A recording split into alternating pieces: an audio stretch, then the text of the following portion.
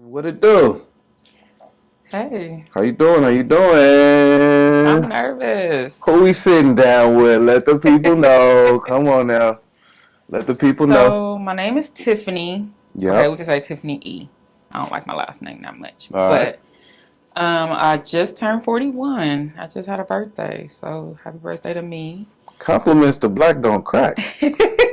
41. Like Yes. literally, I'm gonna tell the people right now. This is the first time I'm sitting down with this person. 41, and she blushing on camera. Yes. 41.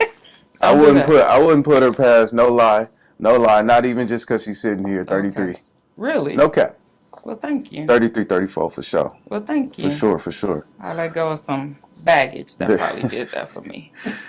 So your name's Tiff E. Mm-hmm. And tell us a little bit about your background, where you were born, where you grew up. Actually, I'm gonna do a little history for y'all. So I was born at Daniel Freeman Hospital, Okay. which is not there anymore. Okay. So I'm a real Inglewood baby. Inglewood. So, yeah, I grew up of Crenshaw in Manchester. Okay. Went to Daniel Freeman Elementary, which is no longer there no more. And then from Daniel Freeman, I went to Culver City Middle School. Okay.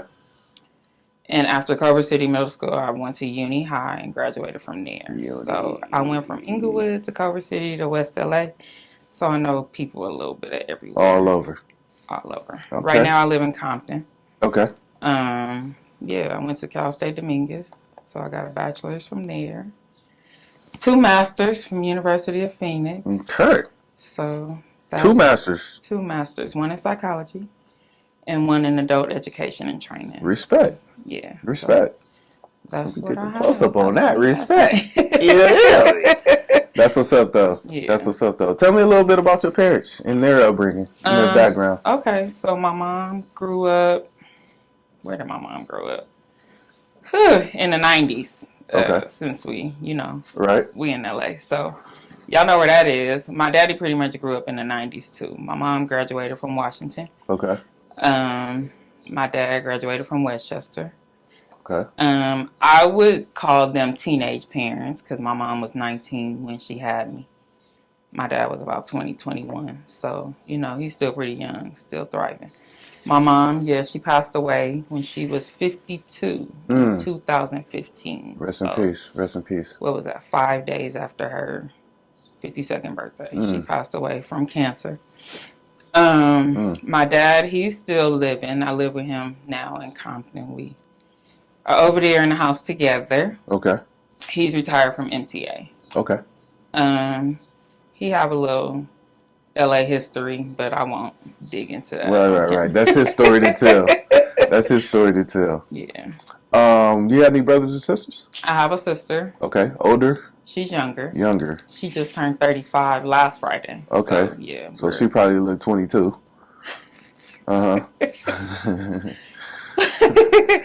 She's a nurse. Okay. She's an RN. She went to Crenshaw. Okay. Graduated 06.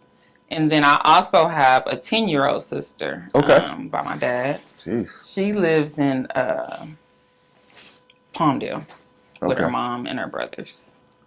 Okay, that's what's up. No So- brothers. We are sitting down, actually. I want you to tell the people why we're actually sitting down, and then I'll go into asking you more direct questions on, that specific subject matter. But let the people know why we're sitting down. So I wanted to sit down today because I currently am on dialysis and searching for a living donor if possible. But also, if not possible, I'm also just waiting on the transplant list to receive a kidney for my condition so that I can start thriving and living my best life once that happens. So Okay. That's why we're here. Okay.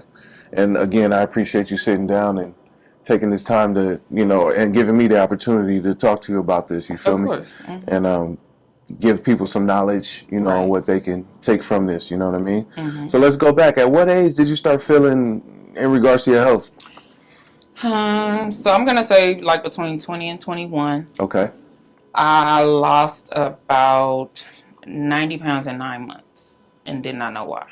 Jeez. So it was just basically, people tell you all the time, you drink a lot of water, that's all fluid, that's liquid. You pee it all out, you lose weight. I was like, okay, because I used to be a bigger, like, teenager Okay. and child. So I was like, okay, so the weight started falling off. I loved it, of course, right? Until I also started getting, like, boils everywhere. Did not know why. Now, what exactly is a boil? I'm sorry, I don't know. So a boil is like an infected hair bump, so some people say.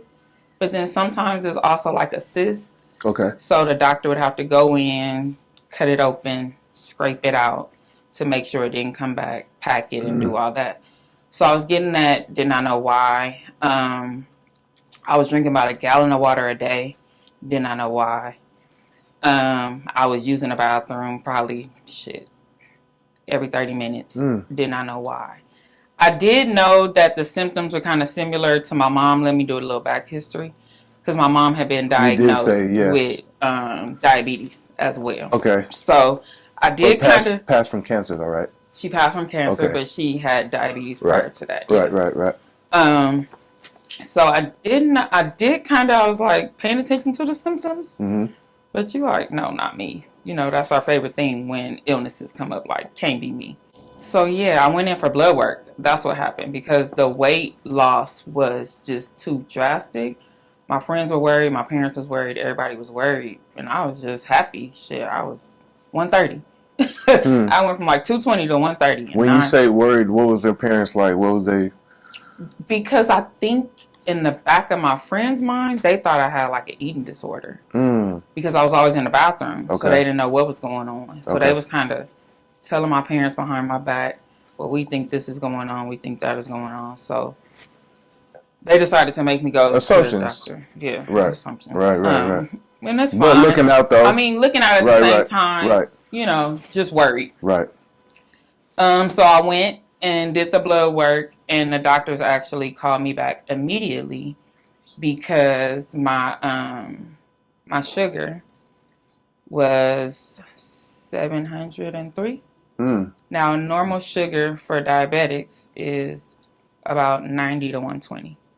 90 to 120, and yours was 700. 703. 703. And then my hemoglobin A1C, which is the number that they look at to determine like how long your sugars have been running high, was 17.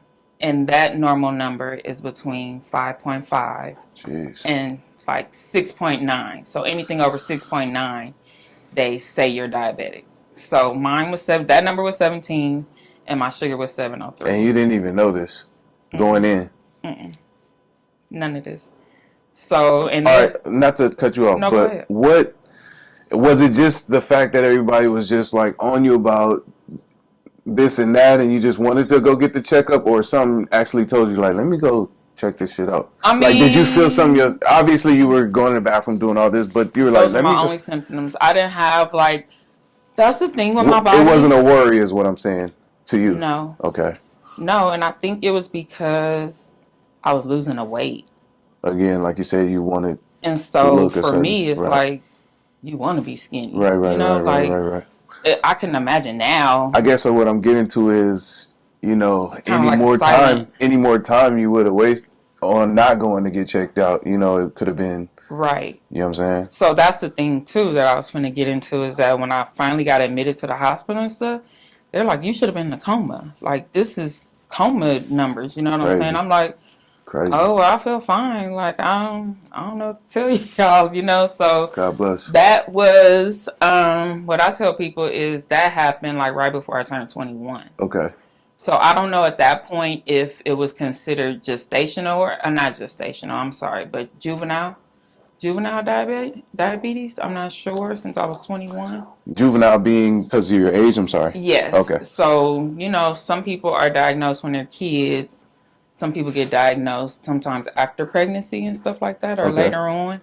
But because mine was like in the middle and I was type 1, meaning that I had to inject insulin, it kind of I don't know. They never really determined if it was just juvenile or whatever. So Okay. I don't know about that part. And that does matter on the paperwork? Um, Is one worse than the other, or? you know what? So juvenile diabetes is usually always insulin dependent. Okay.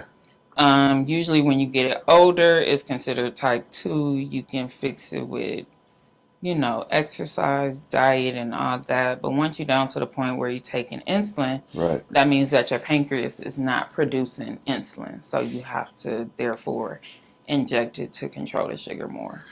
And when you, okay, so let's go back to that call, or when they called you about your results. Mm-hmm. You hearing this? Are you still not? I'm going to use the word naive, but you're still like, okay, whatever. And then when he told you what it was, then what? Of course, I was admitted to the hospital so that they could get it under control. That day, they made me come back.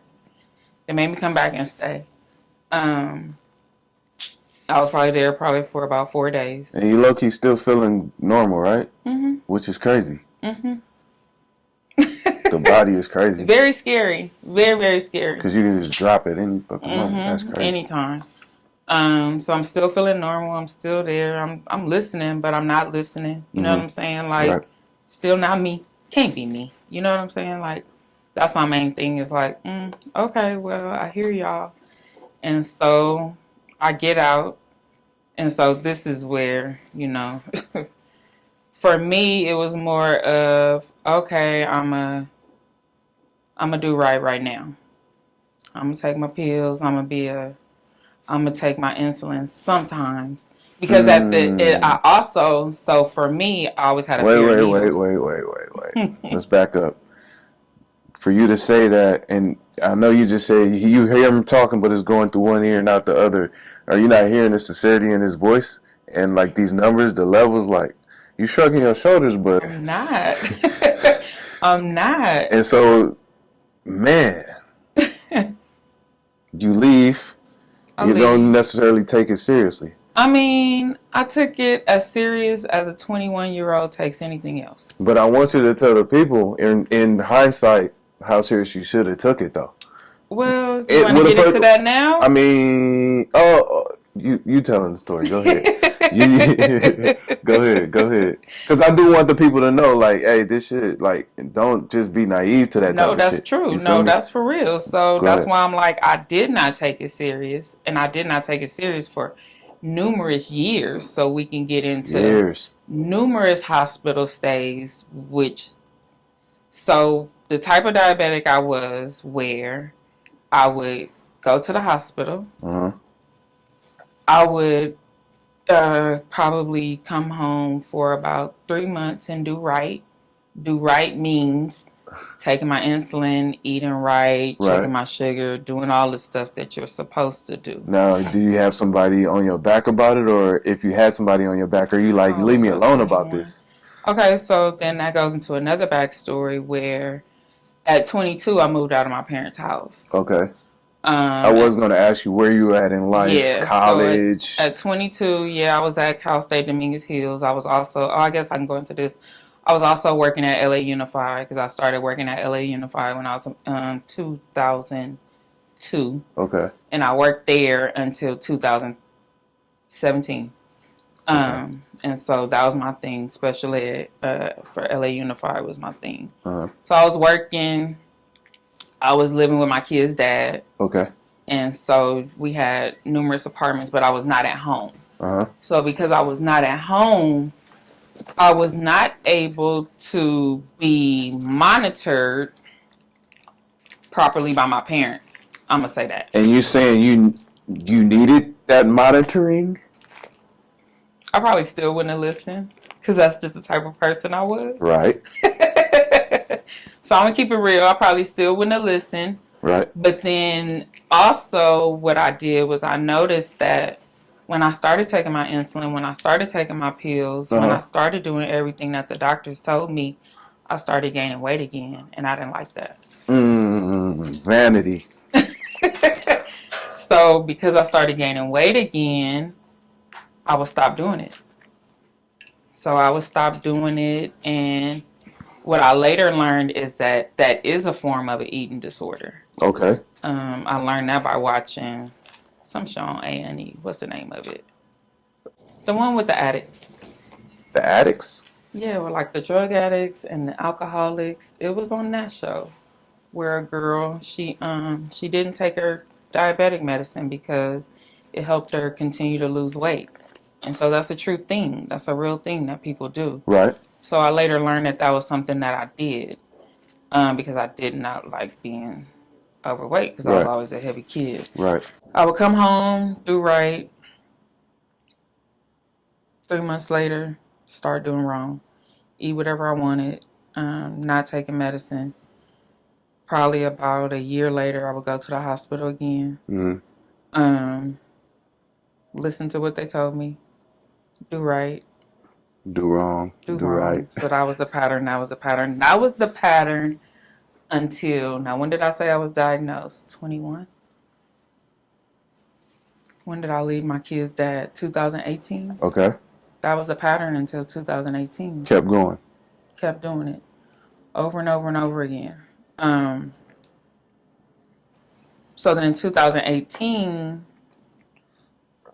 was when I went for a doctor's appointment because I wasn't going to the doctor either. Okay. My appointments would come up and I knew I was fucking up. Okay. Because you knew you were going to hear that from them. Because I knew they was either going to make me stay. Right. Or make me stay for an IV because I was dehydrated. Right. Because I wasn't doing right. So when my doctor's appointments would come up, I wouldn't go to the doctor either. Jeez. So I wouldn't go to the doctor. I wouldn't do none of that. And you don't really have nobody holding you accountable at this moment. He didn't care. As long as I was there for him. Right. As long as I was taking care of him. You know what? I can backpedal one more time. So when I got pregnant with my daughter in 2009. Okay. I was diabetic at the time, but I was not taking care of my diabetes. Okay. So actually, what she was diagnosed with when I was pregnant was a congenital. I see your face. What is that? A congenital abnormality, which is something caused by like out of control diabetes, out of control blood pressure. So she had what is called a congenital diaphragmatic hernia. So, but at this time, well, how old are you at that time? 2009, you said? So that was 2009. So I was 33. No. I had her at 27. All right. So, continue your story. I'm sorry. No, you had a question. No, I did, but I don't want to be insensitive because... No, it's okay. No, because I know what happened to your daughter. Mm-hmm. So I don't want to be insensitive with that question. I might answer it. I might answer it for you. Okay, we can edit this out. I'm trying to be genuine in asking this. No, go ahead. So in knowing the 21 mark that you were diabetic and you're going through all this, and then you get pregnant, like why didn't you take that into extra consideration on like, yo, this is somebody inside of me. I got an extra. Well, because it's a whole nother person inside of me. No. I understand. So the problem is, I guess I'm putting myself out there a little bit. I was always kind of promiscuous. Okay. And I'd never been pregnant before. Okay. So I honestly thought that I'm one of the lucky ones. I'm probably not going to get pregnant. Okay. So I used to play around with that a lot. You know what I'm saying? And so, unfortunately, that was my very first pregnancy. Okay. And so, unplanned. Actually, me and her dad were on the outs prior to me getting pregnant. So when I got pregnant and I found out I was pregnant, it's like, oh, let me try now to get my shit in order. Right. But this was something that should have already been in order prior to me getting pregnant, you know? So that was the thing with that. So when I found out what she had, I was 34 weeks. So it was like late in the pregnancy. And surprisingly, even at 34 weeks, they like call you in. Well, they do the ultrasound. They see what's going on. They call you in to tell you what's going on. And they actually asked me if I wanted to terminate or continue with the pregnancy at fucking 34 weeks. When you hearing this, when they come in, they telling you this, like, do you already know what that specifically means? All this, that whatever that term is, not to downgrade the term, but do you know what that term means? Or when they breaking it down to you, I guess, is it registering now? Like, damn, this is some real shit. So until I did my own research, I didn't really know that what she had was caused by me. If that makes sense. Which goes back to that question why I was asking that. Yeah. That's crazy. So I didn't know. Right. So it wasn't until she was born. So she was born. She didn't, it's not like I miscarried or anything like that. She was born. She was in the hospital for the 31 days that she lived. Okay. So she was born June 9th, 2009. Okay. And she passed away July 10th, 2009. Okay. And so for them 31 days, I kind of dug into what she had, what caused it. So I don't know if you want a little background on what she had. I guess so. So it's called congenital diaphragmatic hernia. And what that is when babies are born with that, so 1 out of 2,500 babies are born with this abnormality. Okay. When they're born with that, what happens is their diaphragm typically has a hole in it, which then causes the intestines to push through the hole. So it's pushed up through the hole, and it shifts the heart and the lung over. Damn. So the left lung is not formed at all. The heart is pushed over, and the right lung is smaller. So when she was born, she had to go to Children's Hospital and be placed on this machine called ECMO. ECMO is a machine where it's kind of operating like the heart and the lung for you. Okay. So they put these 2 catheters in her neck. They didn't want to, but they had to perform a surgery to repair everything. So the repair surgery was to then bring all the intestines back down, close the hers didn't actually have the hole. It was just like just perforated a little bit. So they had to move all that down, tack it in, move the heart back over. And this is a newborn. Move the heart back over. And then hope that the lung would open back up and and she would have her 2 lungs. Unfortunately, it was just too much for her little body. So they called us back to the hospital one day after we had left and asked us what decision we wanted to make. So on that last day, I held her for the first and last time because she took her last and last time. So you didn't get to hold her when she came? Oh, damn. So for the first and last time, and she took her last breaths in my arms. So damn. That was my very first thing that I knew the devil was trying to fuck with me. But I made it through that because fortunately, me and my sister were pregnant together. Okay. So I was starting my first master's program, and when I was missing her, I would be like, "Ooh, Tia, bring my nephew, so I could have like a baby at home while I'm doing school, and kind of feel in the realm of mother." Yeah, like I still got my baby and all that. And how did that affect you though? Making that decision that day when they called you. Like, okay, before they called you to make that decision, were you in limbo of hopes of this going? So when it comes to my daughter, I was there every day. Okay. So her dad was still working. But for me, we only had one car. He was at the refinery. I would take him to work. Sometimes I would drive, but you know how that traffic is going to Children's Hospital. So a lot of times I would catch the train or whatever, give myself a moment to think, spend all day there, leaving time to go get him from work, take him home if he didn't want to go, and then basically go back. So I was there for the morning shift doctors, I was there for the evening shift doctors, and you pretty much see how every hour it was something different. So you saw process-wise, you was like... Process-wise, it's like, we want her to come home, but at the end of the day, I'm just seeing how every day is different. In his mind, when people would ask him, oh, she coming home this weekend, I'm like, dude, no, she not. Like, I knew that wasn't happening, but... He probably needed to say that to himself, though, you know? Because, so, like I said, me and him were not getting along. And it came to a point where I had actually told him, like, you don't have to be here. I'll tell her you died, and this is going to be my baby. Because like I said, it was my first time pregnant. I was 27.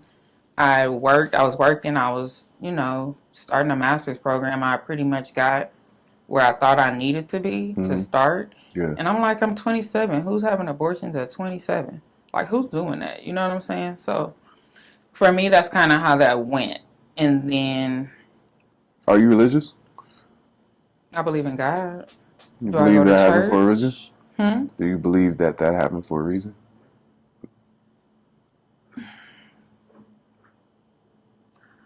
Now that I'm 41, and now that I feel like God was trying to get me out of a situation and I wasn't listening.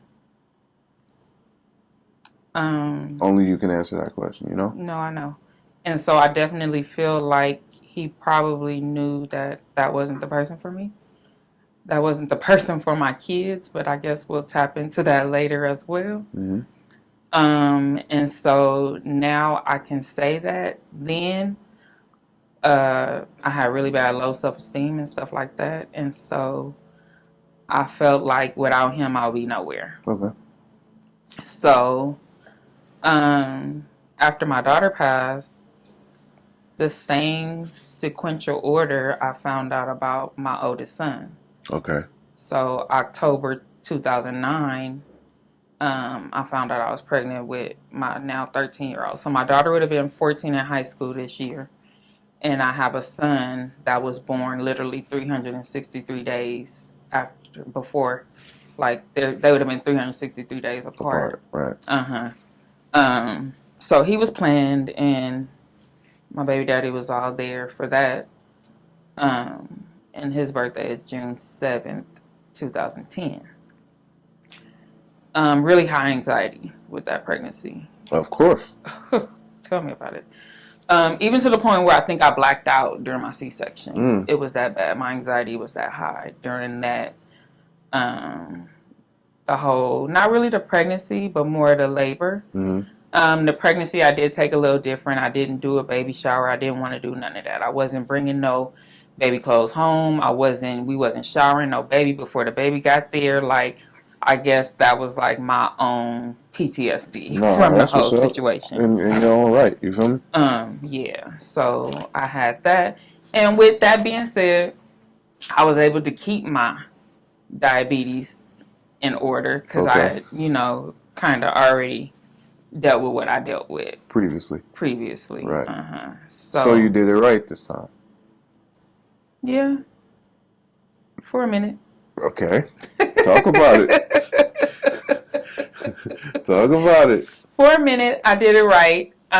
So 2010 to 2013, I probably turned my antics back on, though. Okay. I mean, I did have a new baby, but I probably had baby weight. And then with my kids, I also got high blood pressure.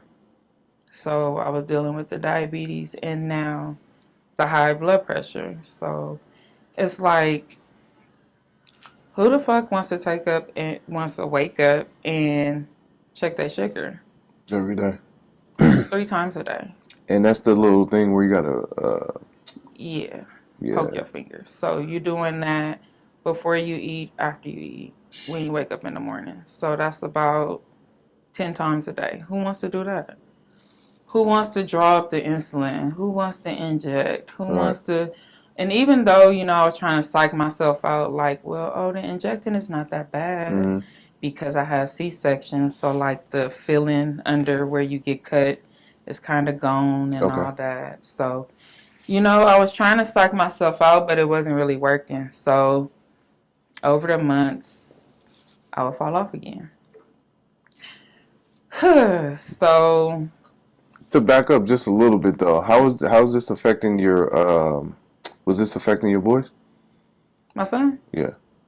He was little. So he didn't really know. That's what's up. Okay. At that age. Okay. At that age, he didn't know. Okay. No. Yeah, he was little because I had his brother 2013. Okay. All right. So they were little. They're 3 years apart. Yeah. So you're about to say you got back on? The bullshit. The bullshit. All right.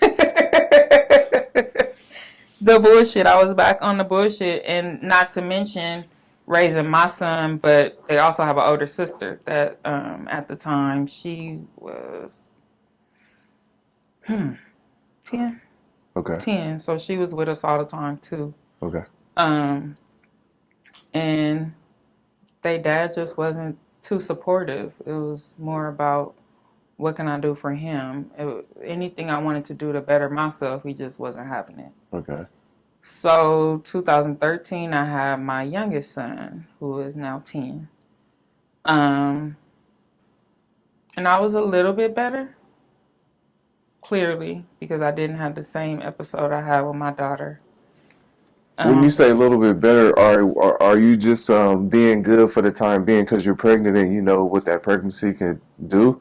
Or let me be good because I'm pregnant, and then is that what you mean when you say you did a little better? Absolutely. All right, Michelle. It's more of, okay, now I'm pregnant, let me get on my shit. Let me get better. Right. Mm-hmm. All right. I'm pregnant, let me get on my shit. That's pretty much what it was. Which is good. I mean, Kinda. Kinda. I mean, if you... I never had an episode where it was 700 again. Okay. So we can applaud to that. Right. You know. My hemoglobin A1C stayed in the 11s though, which means that my shit was probably, instead of being 700, it was probably running more 4s and 5s. Still where it's supposed to be at 190 to 120. Yeah. So imagine that, you know? So, and I had the hypertension, the high blood pressure, but it wasn't like too bad. And let me ask you a question as a parent. I mean, I gotta ask. Like, okay. Now you got 2. Mm-hmm. If you leave, who? You're not thinking about that. I mean, you think about it, but it always goes back to not me. Especially when you're 27, 28, 29, 30. You know, I just said this when I turned 41, that when you're 21, 41 seems so old. For sure. Shit, I'm around the corner right now. I'm like, what the fuck? When you turn 41, you're like, well, shit, it ain't that old. I still got a long way to go. Perspective. I still got a long way to go. You know what I'm saying? Perspective. So, like, you just don't think that, and you hear all the stories of what diabetes can do to you, and how it's like family history in my family. Mm. Like I said, my mom had it. All her sisters, all her cousins, everybody. You know what I'm saying? Even on my kids' dad's side. So I really need to pay attention to it when it comes to my boys, because they all had it. Mm. So it's like, you just don't think that anything worse can happen than diabetes. You just don't think that it's going to get any worse. You don't think that every little thing that can go along with it will start happening to you until it starts happening to you. So I think the first thing that happened for me was one day I woke up to go to work. Okay. And I couldn't walk. I couldn't even put my feet down on the ground. This is when it got crazy. This is when it started getting crazy. You woke up. You... On top of the hospital stays. Let's not leave that out, because I was like in and out of the hospitals? In and out. In and out was my way of getting back in control. So when I went in, I'm like, okay, I guess I better get on top of my shit. Right. And so I'll come out, control it for a minute, hit 1 or 2 doctor's appointments so they could say I'm doing good. Confirm the bullshit. And then... back to it. Get back on the BS. Right. Until that day. That day, morning, kids asleep, you're planning to go to work, and you get up, you put your legs over the side of the bed, and you about to stand up, and you can't stand up. Painful as fuck. You fall to the ground? I don't fall, but I like tippy-toeing. I could not walk to the bathroom. Mm. So it felt like, you know when your feet go to sleep? Yeah, I hate that shit. Okay. So it was that times 10. Okay. And it was like tingling. Pure numbness. Pure numbness. Right. And that's when the neuropathy, which is diabetic nerve pain, started in my feet. And you had never witnessed this, it. never experienced this before. And that day was really bad because my legs were tingling about up to my knees. Okay. So it was like I couldn't put my feet on the ground. I couldn't do none of that. Right. Because of the neuropathy, because of the nerve pain, because of all that. Right. So to this day, I still have neuropathy. To this day, when you say you still have it, like you deal with every once in a while coming back? Not every once in a while, every single day. Damn. So every single day, my feet, not my legs per se, but my feet feel like pins and needles are poking at them every single day. Tingling all day. I had to find, like, I'm not gonna wear no damn orthopedic shoes, but I had to find like shoes that are the best, that still look nice, of course, because I'm like a shoe freak.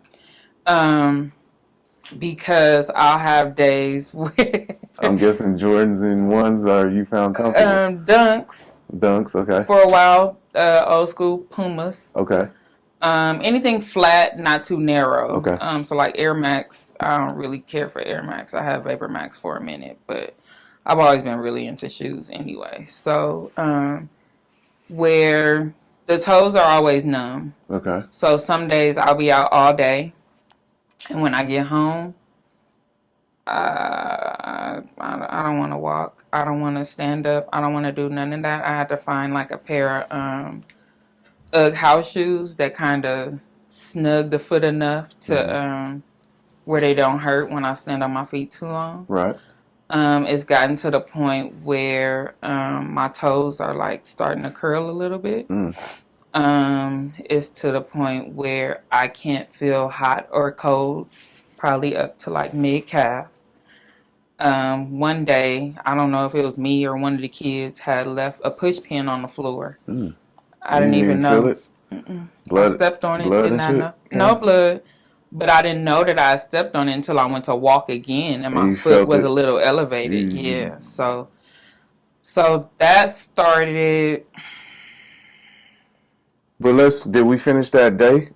When that happened, walk, yeah. And I had to take off work. Right. And I was in pain and crying because I didn't know what the hell was going on with my legs. Did you call your doctor and say, what the hell? I didn't call the doctor. I probably called my aunt. Because you had never experienced this one. Right. Because my aunt is in the healthcare. So whenever I'm dealing with something, she's been in it a very long time. Okay. And so I probably called her, told her the symptoms. And then she probably explained to me what it was. Were you able to recover that day, or was it like that whole day pain for sure? It was most of the day, but then it went away from the leg part. Okay. So it stayed in the feet. So it has not left the feet. And I think I'm one of the lucky ones because I do have family members that have it in their hands. Okay. And so when it's in your hands, it kind of affects, you know, how we got the touchscreen phones and all that. So it starts to take a toll on that too. So that was the first thing. The next thing was probably my son is born in 2013, so 2018 when I left their dad. Okay. Before I left their dad, I started noticing that my skin was very itchy. Okay. I mean, but that's a normal, like, symptom. If you notice your skin was itchy, you probably just think, did I change soaps? Did I change lotions, detergents? perfumes? Did I change anything like that? You know what I'm saying? But it was like the itching right here, the itching on the back, fine small bumps, stuff like that. I didn't think nothing of it. I was better at going to the doctor at that time, but not as good as I should be. So I probably went for a follow-up for the diabetes, and they did the typical blood work that they usually do. And one of my tests, which is the creatinine, I do not know the specifics on what creatinine means. I just Okay. know that it's one of the kidney function tests that they run. Okay. And then the GFR, which tells them the percentage. Okay. So those two tests came back abnormal, which let them know that my kidneys were then Fail. starting to Okay, fail. starting to fail. So they hadn't quite failed yet, but they were starting to fail, I believe, when... Tell me about it. So I'm just like, damn. So when you getting this news, like, what you thinking now? Right. Oh, wait. Let me go back. Because my mom passed in 2015. All right. So, yeah, That's 3 years 3 years prior. before I was right. diagnosed. So you're dealing with that. With my mom. Right. Yeah. And I know for sure when my mom passed, I literally let myself go. Right.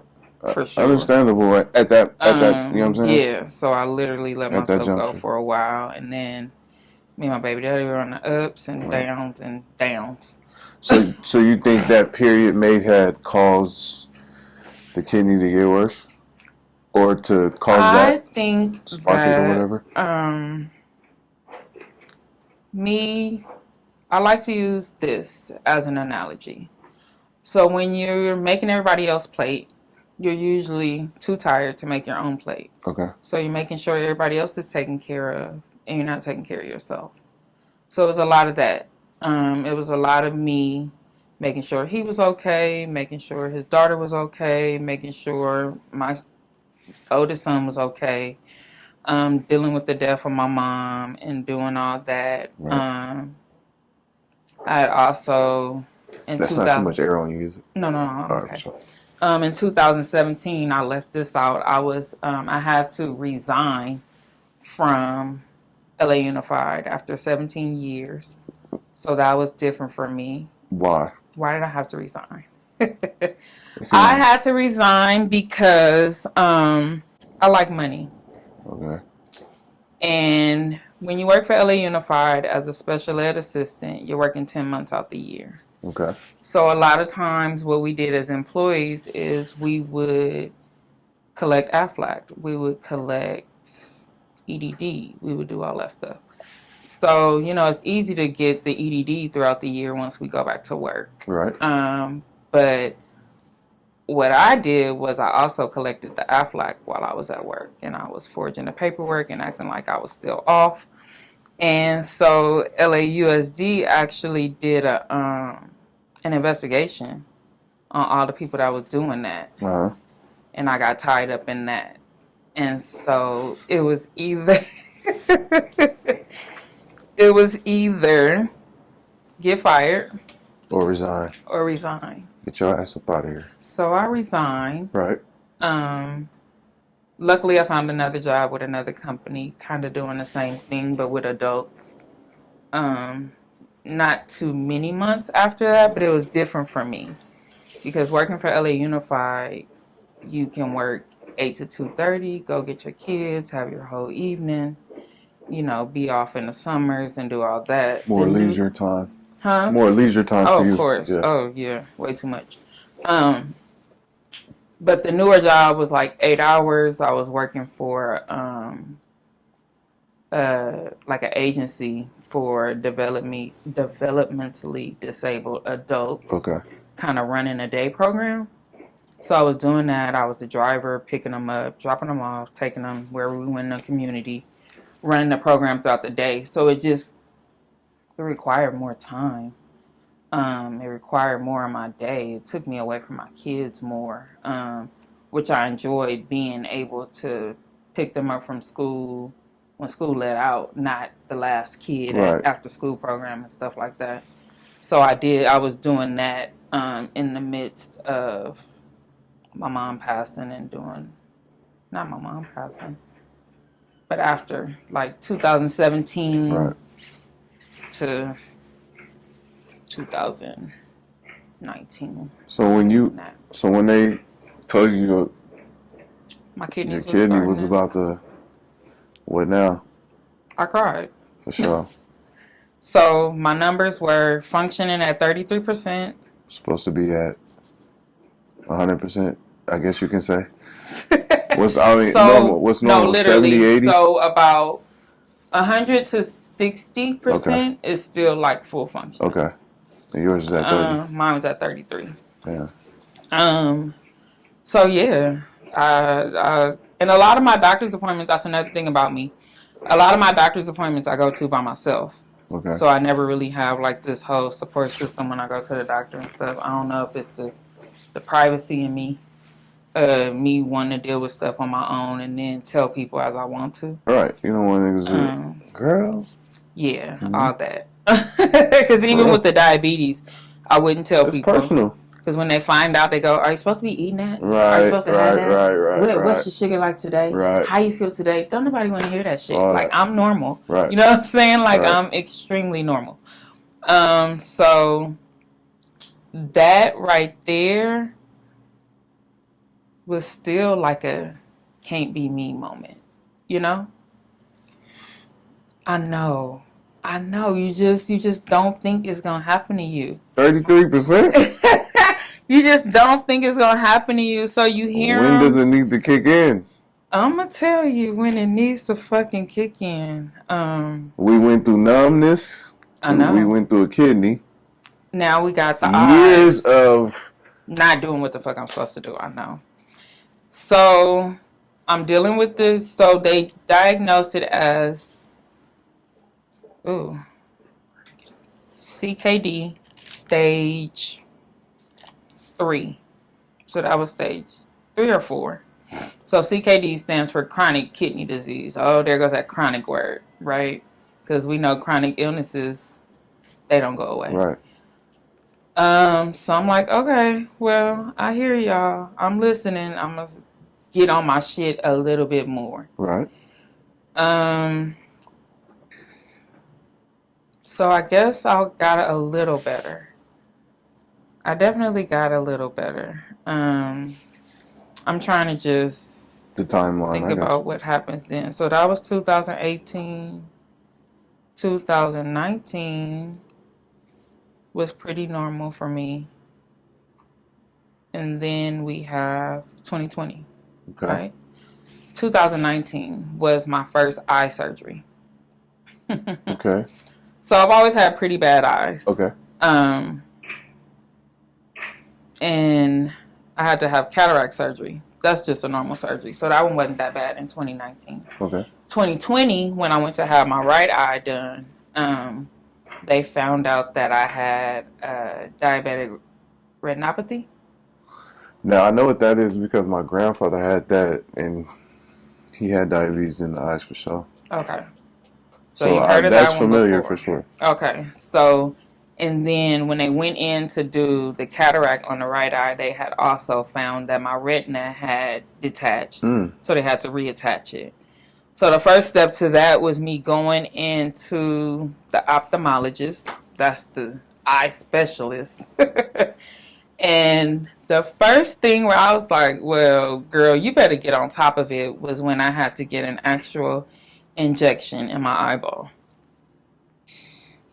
Like, they put you to sleep though, right? Mm-mm. Okay. So what they did was... How big is this fucking needle? I don't even know. I just know that they use a thing to Obviously, hold they your numb eyeball you. open. No. Whoa. They don't even numb your face, your eye, your area, your nerves. Mm-mm. So you feeling that motherfucker going in your eye? Excuse my French like that? Mm-hmm. Damn. So that was the first thing. And so because I was what I was having was bleeding behind the eyes, which could have caused me to go blind.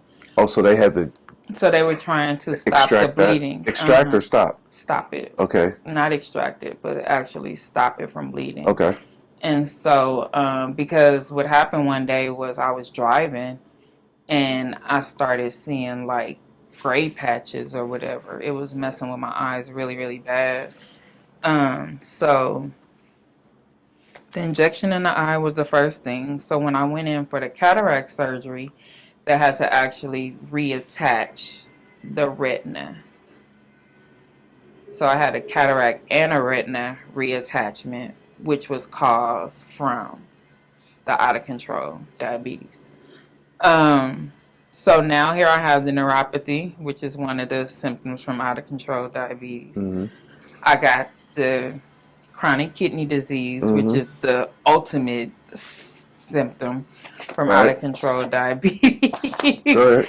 And I have the diabetic retinopathy or whatever it's called from the out of control diabetes. So I think those are like three of the main things that come along with out of control. On top of the let's not leave out the high blood pressure. Oh, my bad. Oh, and the up and down balloon weight. So on my chart it said morbidly obese, even though I was like 200 pounds. But at the time I was like 200 pounds and I'm like Okay. 5'4". So for Kaiser, they call you morbidly obese. Okay. So I had all those things going on. And when you have the retina reattached, Mm-hmm. for 9 days you have to be face down. I had to see your face when I said that. Stay face down. Stay face down for 9 days to make sure that the retina placed back into where it was Oh, supposed to like be.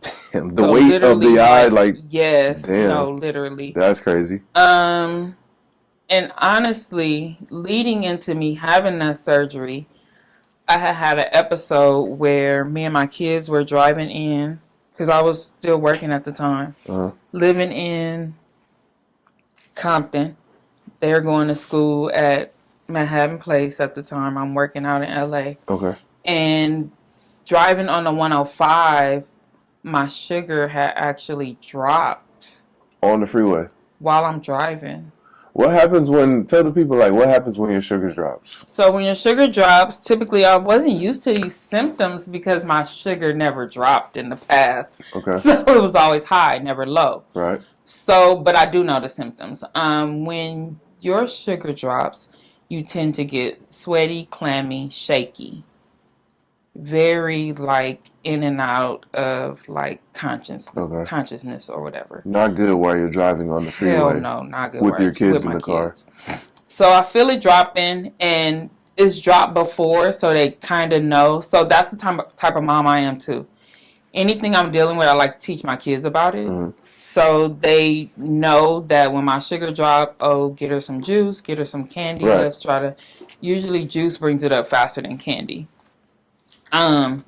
So I believe I have started having candy in my car more because with the kidney stuff going on, I was trying to get better on top of my sugar. Okay. So it had tended to start dropping more than being up.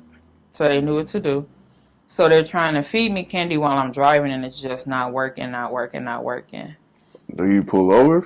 So this is the thing. Don't tell me some crazy shit. Go No, ahead. I didn't. But luckily, my cousin called me every morning. Okay. And I do not remember, but when she called this morning, I actually had made my way off the 105 on Vermont, pulled to the side, but the boys answered my phone. Okay. So she's like, why are y'all answering the phone? Right. Yeah. And they're like, oh, my mom is passed out on the side of the freeway. So luckily I made it off the freeway, was able to pull over, and I did not wake up until the paramedics were literally there giving me sugar to bring my sugar back up. That's traumatizing for the kids. Very. Very traumatizing for the kids, very traumatizing for me. Thanking God that my cousin was like a creature of habit, called me every morning because she kind of talked them through calling the paramedics and stuff like that. So that was very, very scary. So that happened. So that was my first hospital stay. And then I think that led into me then coming home, getting the eye surgery. And then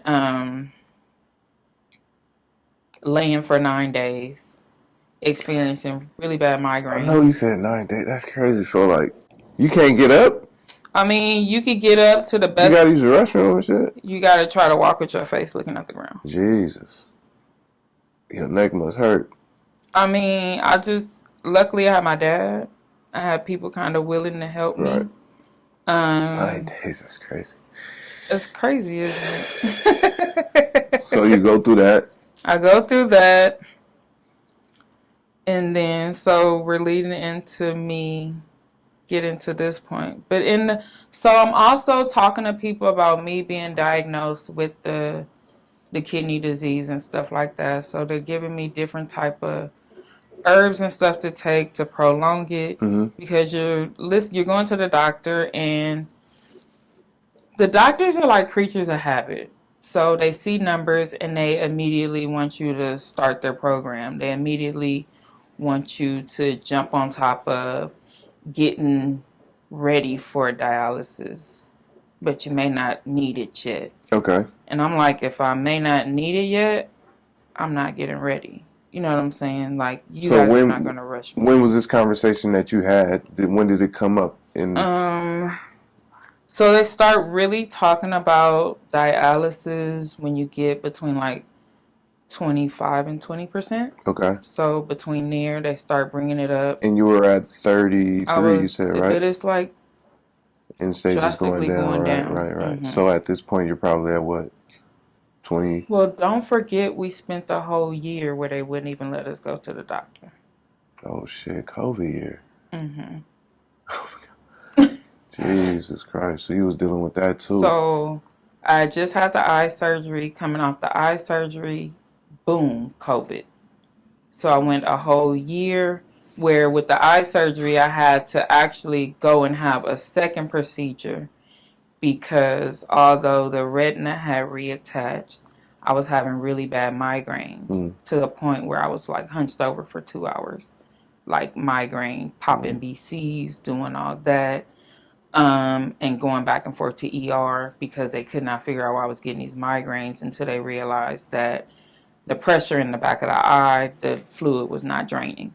So they had to go in again and kind of like release the fluid and stuff. And so after that, boom, COVID, no eye appointments, no doctor's appointments, no none of that. So what are they saying your levels are at this time? When they're suggesting dialysis? They're not quite suggesting it, but they're making me like look into the classes, look into if I want to do it at home or in a clinic, talking about all that, kind of getting educated on what kidney disease is, what it leads to, who qualifies for the transplant list. You know, they at about 20 to 25%, they start making you do that part. But I'm still...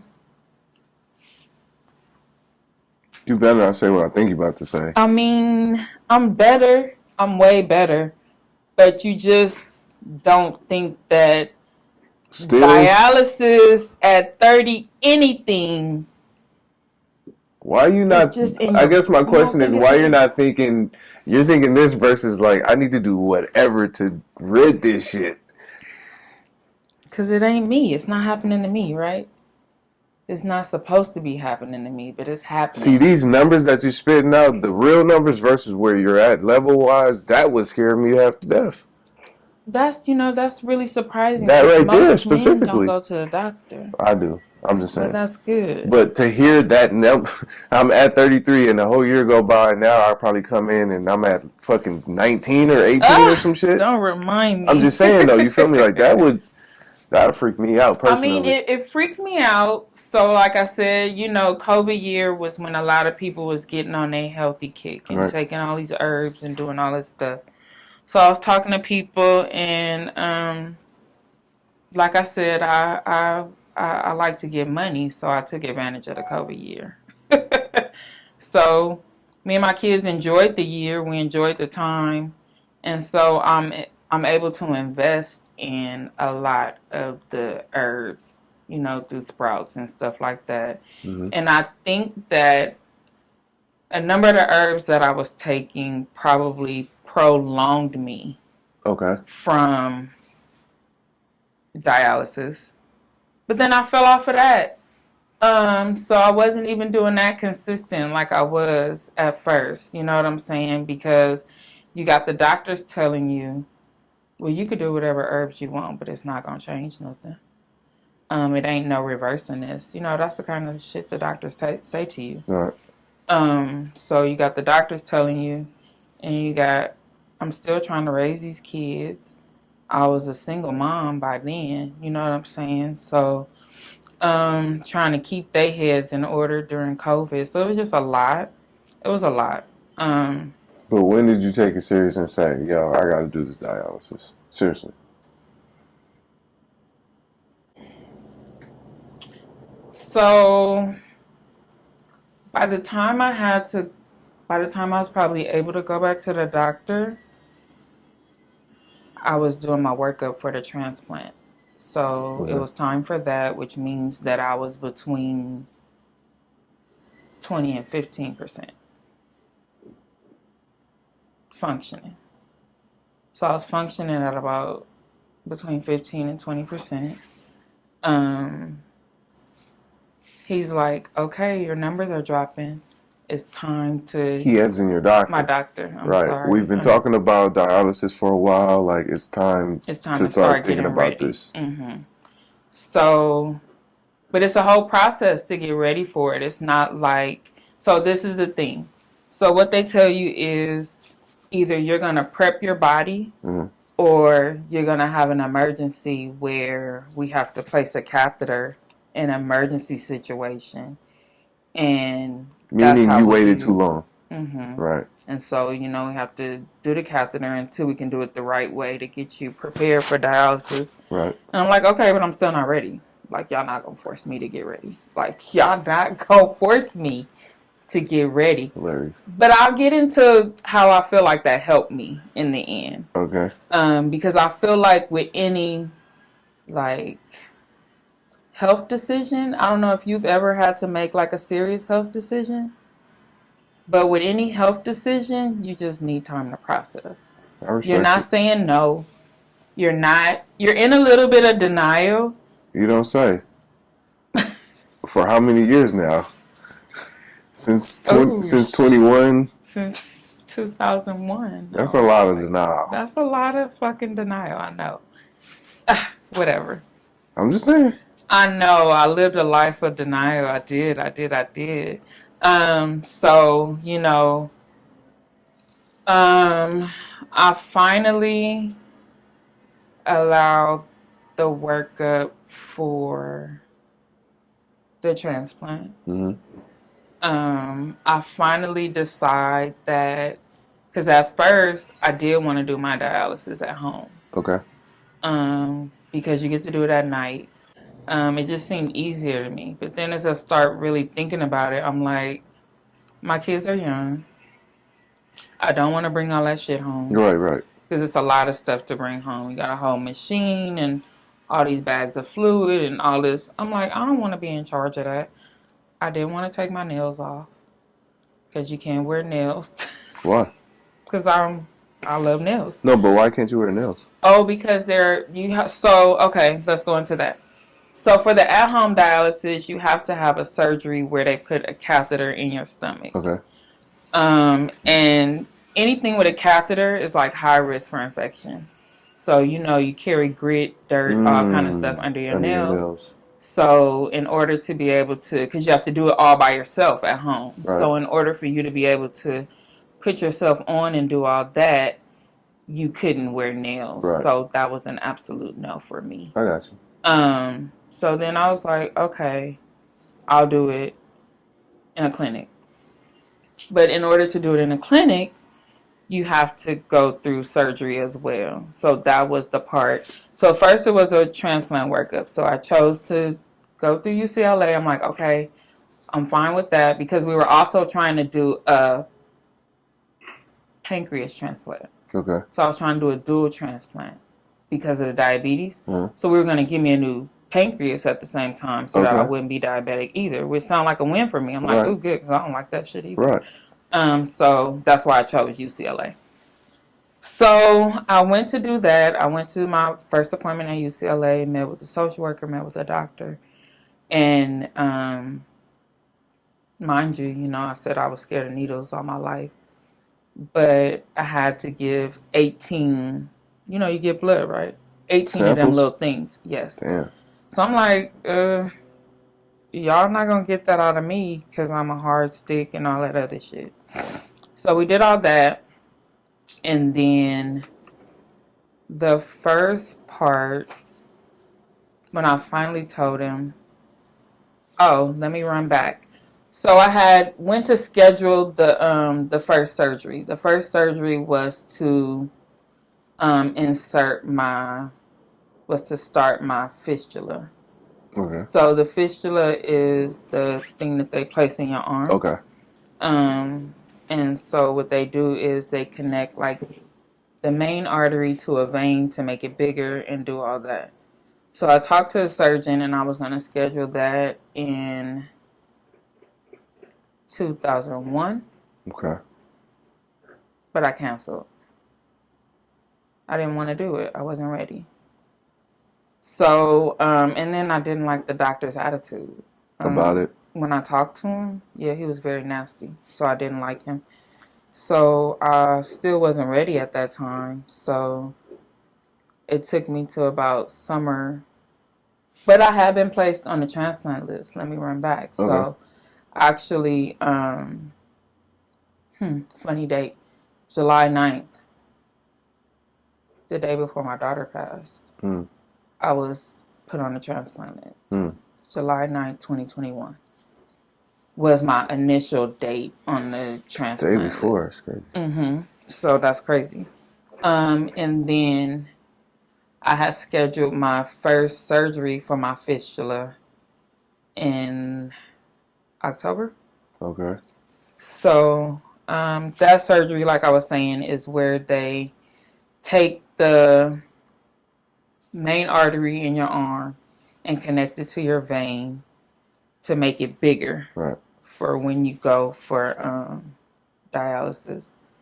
And so sometimes you have to have a second surgery, sometimes you don't. So a lot of surgeries. Yeah, so unfortunately for me, I had to go back for a second surgery to get an artificial artery put in because my arteries just weren't big enough to be able to run the dialysis through my actual veins. So I went back. So I have right here like a plastic piece in my arm where they drain the blood. So I finally went through that. So because what they kept telling me, which was another reason why I kept putting it on hold, was, well, you're not going to start dialysis yet, but we want you to be ready. Well, shit, I don't want to walk around with that shit in my arm if I'm not going to start like within a month or so. But they're like, but it takes time to mature because it does once they put the graft in or whatever. To acclimate to your body? It has to mature to be able to, for the blood to flow and for you to be able to use it and stuff like that. So I did understand that process. So I was like, okay. So all that happened last year around this time. I was dealing with all that.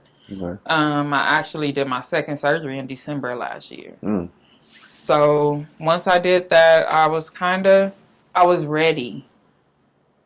You know, I had to give myself time. It was time. To get ready. I had to give myself time to be able to go to my nephrology, because that's what the kidney department is called, my nephrology appointments, and not cry every time he told me what was going on.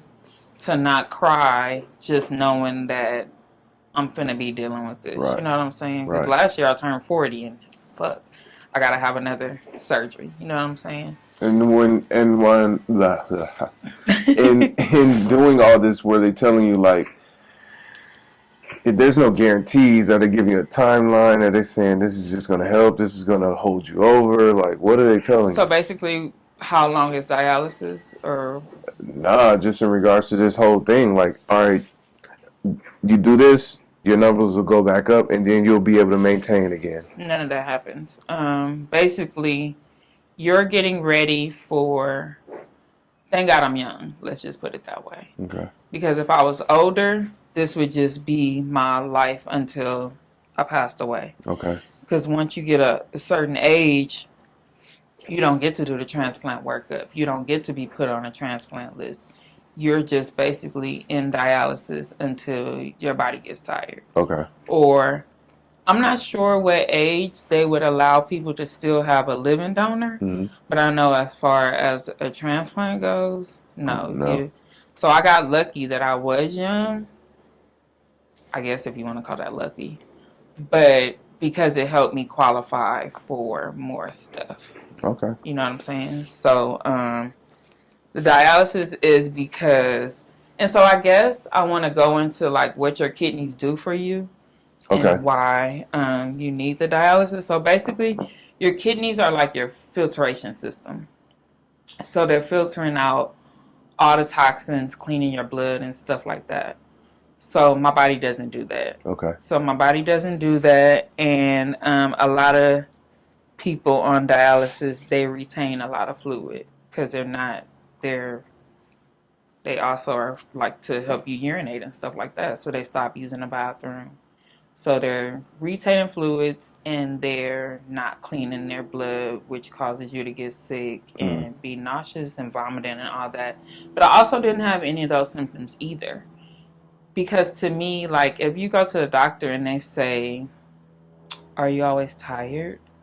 Well, hell yeah, I got 2 kids. Right. They're in sports. I'm a single mom. I'm always on the go. What kind of question is that? Like, I'm tired, but I don't correlate it with my kidneys shutting down, you know? Right. So, I began dialysis March of this year. March of this year. Yes. Okay. And when I began, they made me begin because my function was at 6%.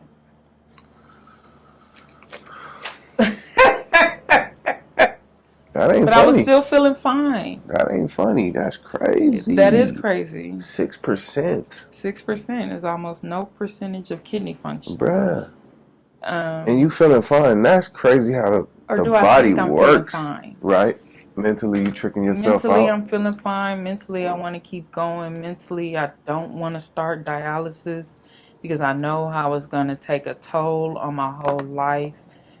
That was my next question. How has the kidney issues and undergoing dialysis impacted your daily life and routine?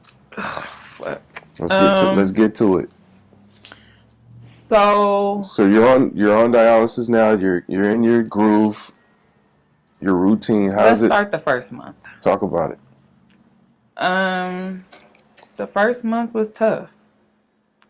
The first month, I could not drive myself. Okay. Because they do not know how your body is going to be affected. After you come out of treatment. So what is dialysis? Dialysis is where it's not, I know a lot of people think that it's like a chemo setup. It's not. Right. It's not quite like chemo. But it's boring as fuck. Sitting there, how long you gotta sit there? So my sessions are I'll go with my times now. So from start to finish, when I get there, it's about 9:15 to about 1:30 if I don't bleed all over the place. And we'll get into that. That's a little graphic, but just to get a vision, just for the people to get a vision, that's on your left-hand side. Mm-hmm. That's up, left hand up in the picture. Yes. Yeah, that's you, and that's you for how long you got to sit there and do that? My session is 3.5 hours. You got to sit with that strapped in, 3.5. Yeah, that's pretty boring. Those are 2 16-gauge needles. So the needles that they take blood are 22.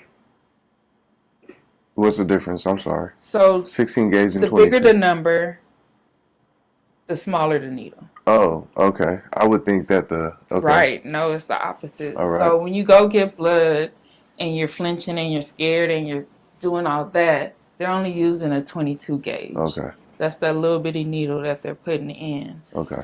Well, for me, it's a 2 16 gauge. I don't know if you want me to. I guess we can show a little later. So They do one at the bottom Right. and go in, and they do one at the top. So the one at the bottom is the one that takes all your blood out and puts it through the machine. The Okay. machine is right there This next one, to yeah. my daughter. Right. Mm-hmm. Okay. So that one goes through the machine, cleans it, and then the top needle puts it back in. So that's the process. 3 But hours. 3 hours. But what they're also doing is when I get there, I have to weigh in because they have what is called a dry weight. Okay. So when you weigh in, it lets them know how much fluid you've retained Okay. since you haven't come. So my days are Monday, Wednesday, and Friday. So I go every Monday, every Wednesday, every Friday. Okay. And then I'm off for the weekend and then go back on Monday. So typically a person should only gain about maybe they'll allow you about 2 liters of fluid a day. To 2 liters of fluid for what? Sorry. So, that's another thing. So when you're on dialysis, you get all these rules of stuff you can eat, stuff you cannot eat, what you cannot drink. What happened? What you cannot drink and stuff like that. So when you're on dialysis, you can only have, now hear this, because it goes against everything we learned prior to being on dialysis, or if you're never on dialysis. You can only have 32 ounces of fluid a day. So 32 ounces of fluid means not just liquid, but it also goes into any food that turns into fluid. Turns into fluid. So fruits, vegetables, shit. Lettuces, Probably a lot of shit got juice in it, goddamn it. My point exactly. The fuck? So when you grow up being told drink so many ounces of water a day, and then you become not diabetic, but you get on dialysis and they're telling you can only have 32 fluid ounces, whatever that shit is, a day. It's like, well, damn, what am I supposed to do? You know what I'm saying? So, but that helps you regulate your liquid because a lot of people, like I said earlier, a lot of people on dialysis stop urinating. Okay.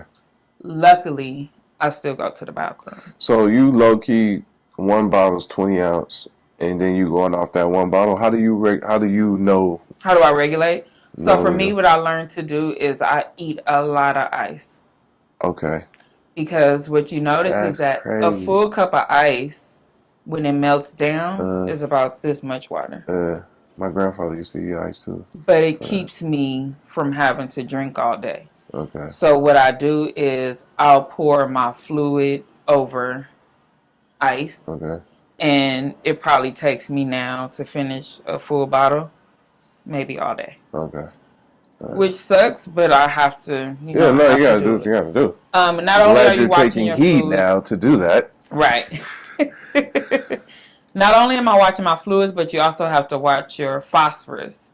Okay. And so, because phosphorus is not good for you when you're on dialysis either. So much stuff have phosphorus in it. You got bacon, sausage, lunch meat, cheese, chocolate, peanuts. Like pretty much nothing they don't want you to eat or eat it in moderation. Right. So you got my first month on dialysis, not being able to drive, having to...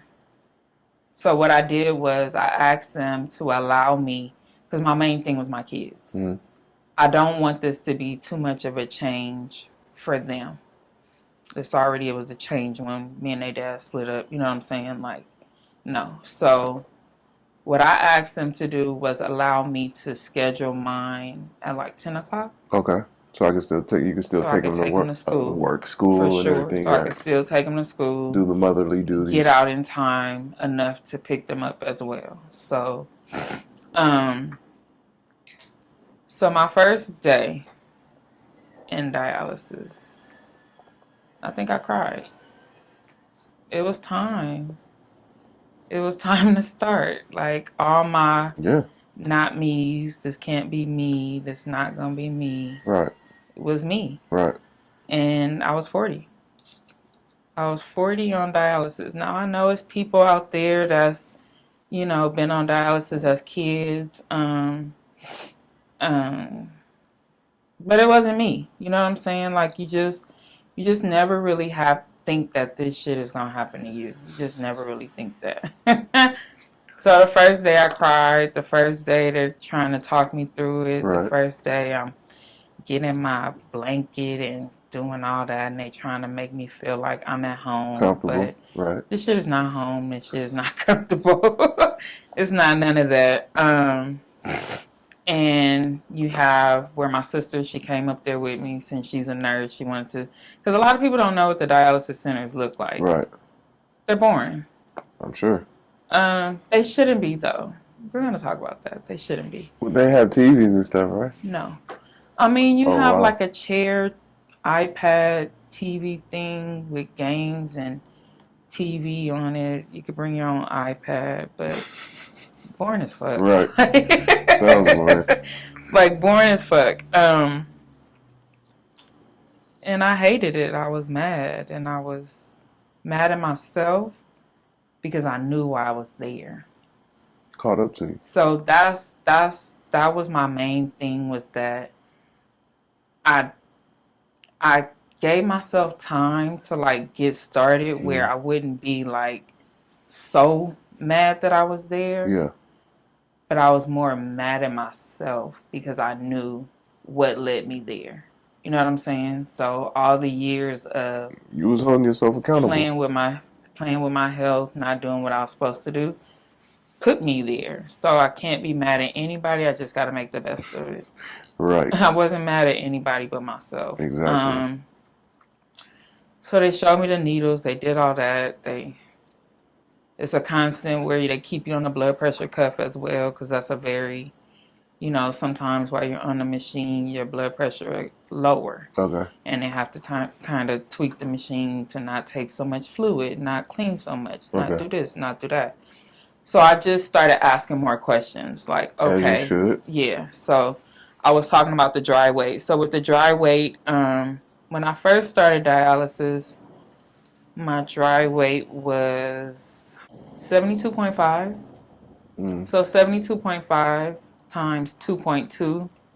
So that was like 165, which was what my weight was at. And mind you, I'd already started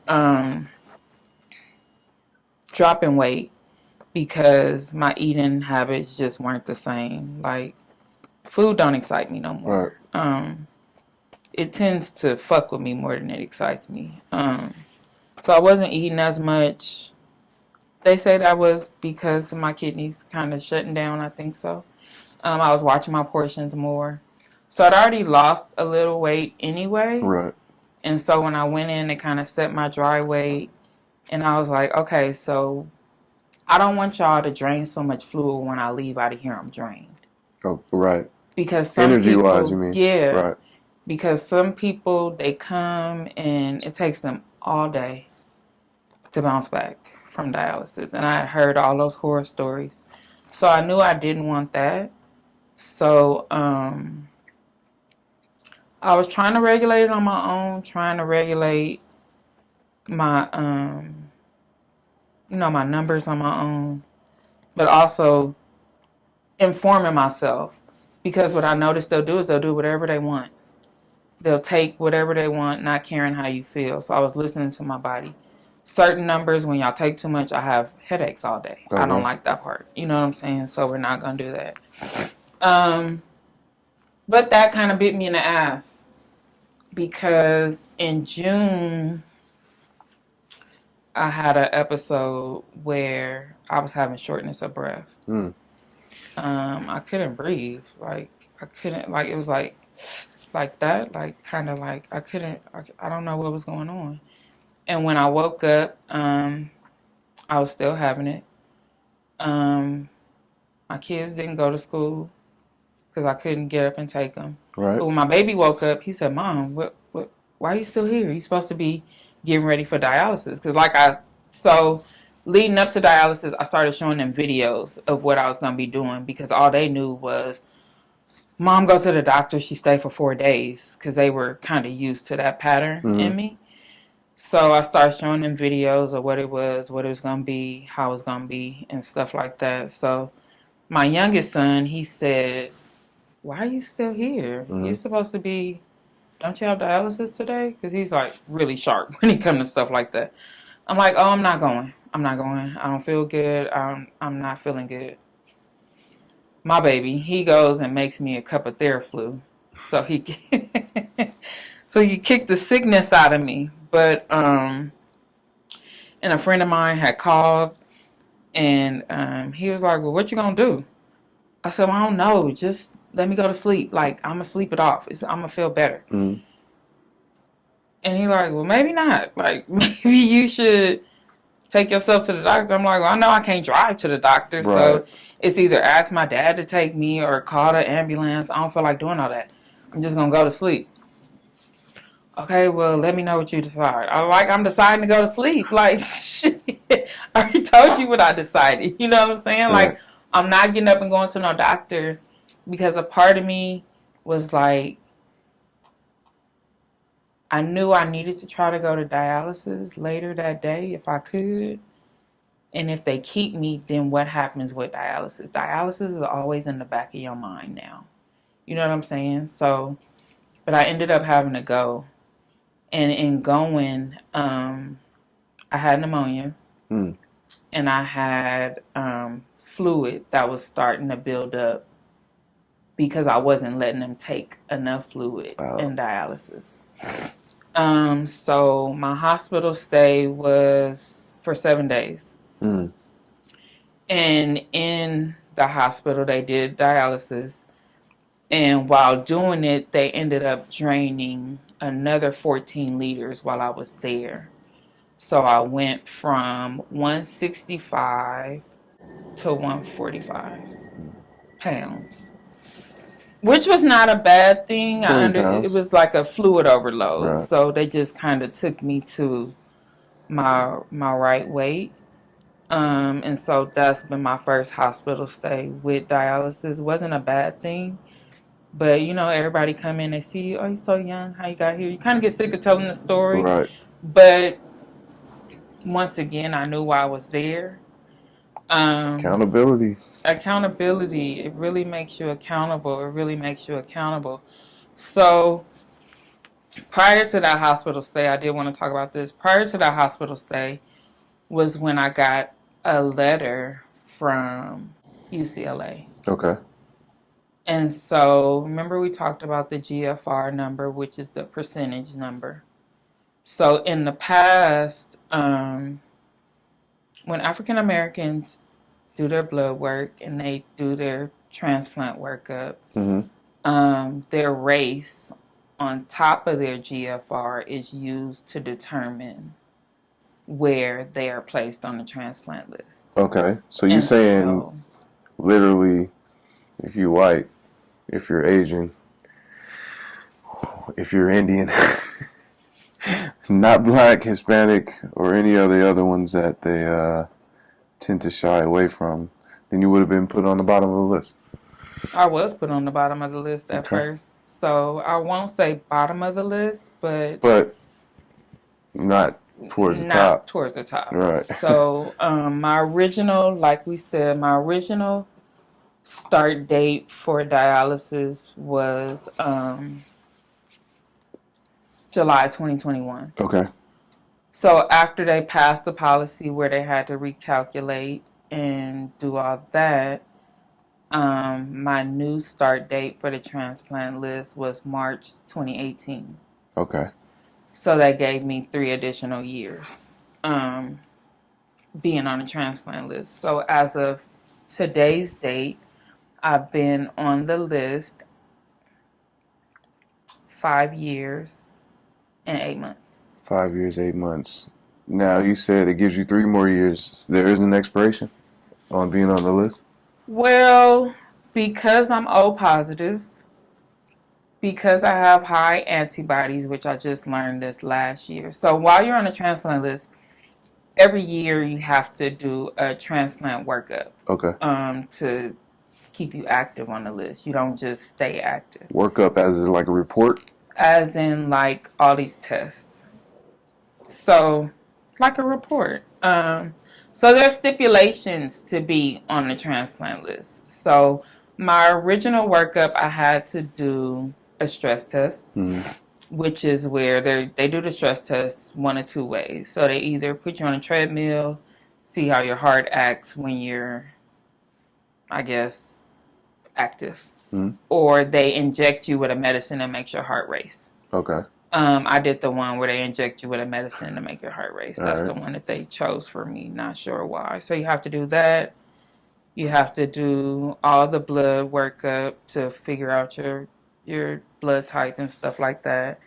You have to do an ultrasound. You have to talk to a social worker. They want you to have 3 months of money put up. Okay. We'll get into that.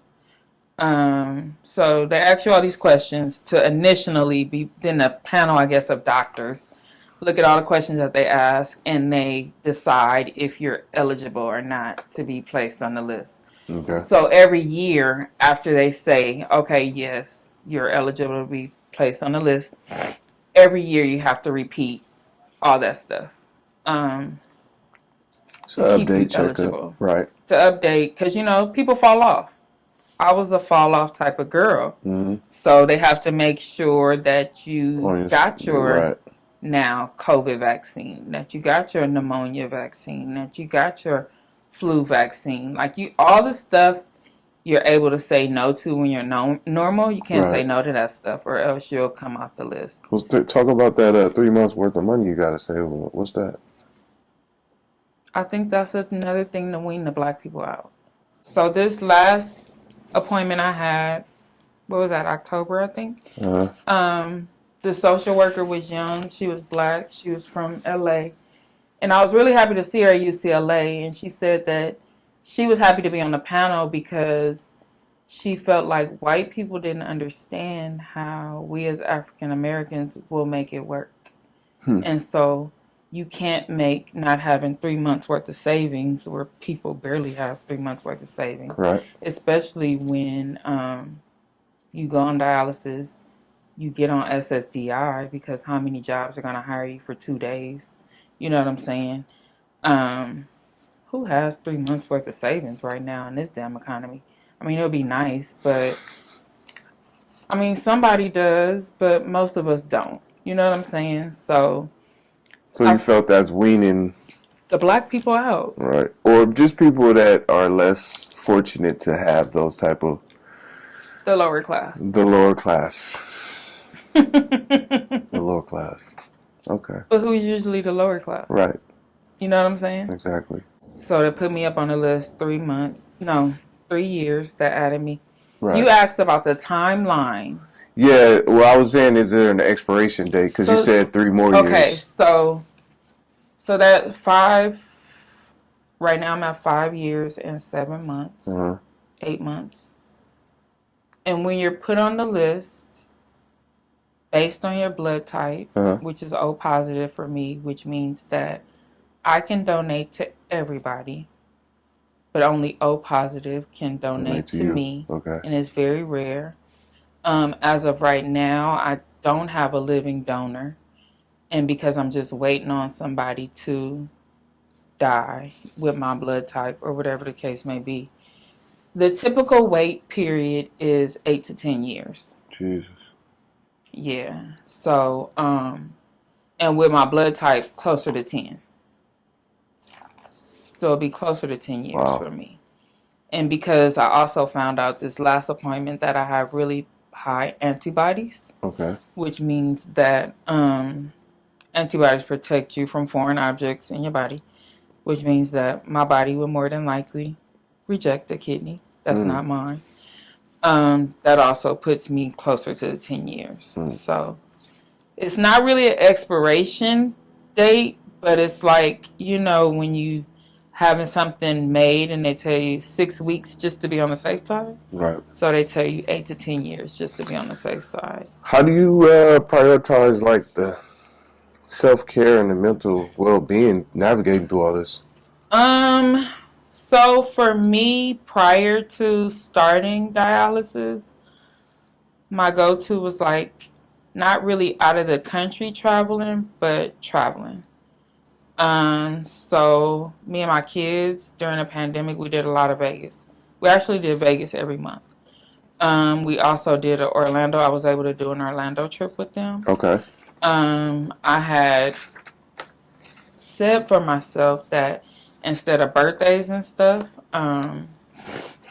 we would do more traveling for their birthdays and stuff like that. Start to allow them to see new areas, and then boom, this happened. So for me, I do a lot of spa, facials, massages, stuff like that. I try to keep up with that stuff, but right now I have travel anxiety, Okay.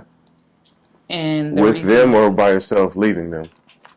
it's not even with them. It's more because right now I feel like to go out of. First of all, I can't go out the country at all. Okay. I can't go out the country because dialysis is not covered outside the United States. And so if I go out the country, I don't even know if they offered it. I didn't look into it. Right. But That if they, specific place you're going to, you mean? Right. and if they do offer it, I have to pay out of pocket Mm. because Medi-Cal nor Medicare covers it. To travel within the states, I have looked into it. I'm actually trying to turn my anxiety off. I can go like for somewhere beautiful, I guess you want to say. I could do the Virgin Islands. Right. I could do Puerto Rico. Right. Because that's still considered the United States. And I can schedule dialysis in another Around it. place. Oh, right. Okay. So I can have it scheduled. So that's how it works. I've had a Vegas trip planned since August that I keep putting off because for me the days are like a Sunday to a Wednesday, which means Monday I gotta do dialysis, Right. and then Wednesday do I have to be home in time to do it, reschedule it, or for me the anxiety of going to a new dialysis center where I don't know the text, the people don't know my body. Like, are they gonna know how to put me on the machine right? Even though I know they do this all the time, you just deal with that because you can't become comfortable with the people you see every day. Like your dialysis techs definitely become like your family. That's what I was going to ask you too. Have you found like a particular resource or community that has like valuable and providing support and information related to like the your situation?